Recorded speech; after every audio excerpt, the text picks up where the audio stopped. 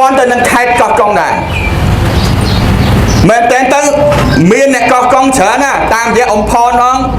តាមរយៈពូសរំផងតាមរយៈបងប្អូនយើងមួយចំនួនផងហើយខ្ញុំផងគាត់ថាវិរៈពូចង់ទៅប៉ុន្តែពូសុំពេលតិចទៀត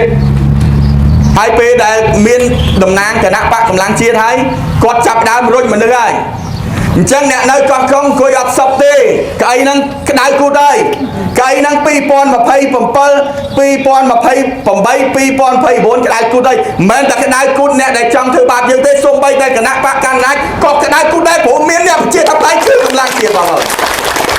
ហើយអាញាធរដែលមកចូលរួមនេះក៏មិនមែនមិនដឹងដែរលួចថតលួចអីហ៎គាត់ថាថ្ងៃមុនឃើញមានភ្លើទៀនឥឡូវមកកម្លាំងជាតិសូមជម្រាបថាកម្លាំងជាតិគឺតំណាងឲ្យអ្នកប្រជាធិបតេយ្យអញ្ចឹងសង្ឃឹមថាអាជ្ញាធរសហការចូលរួមទាំងការលើកស្លាកទាំងការជួបជុំរបស់គណៈបកកម្លាំងជាតិព្រោះគណៈបកកម្លាំងជាតិជាគណៈបកដែលបានចុះបញ្ជីស្របច្បាប់គណៈបកកម្លាំងជាតិគឺជាគណៈបកមួយដែលបន្តស្មារតីដើមពីគណៈបកភ្លើទៀនជម្រាបជូនប៉ុណ្ណឹង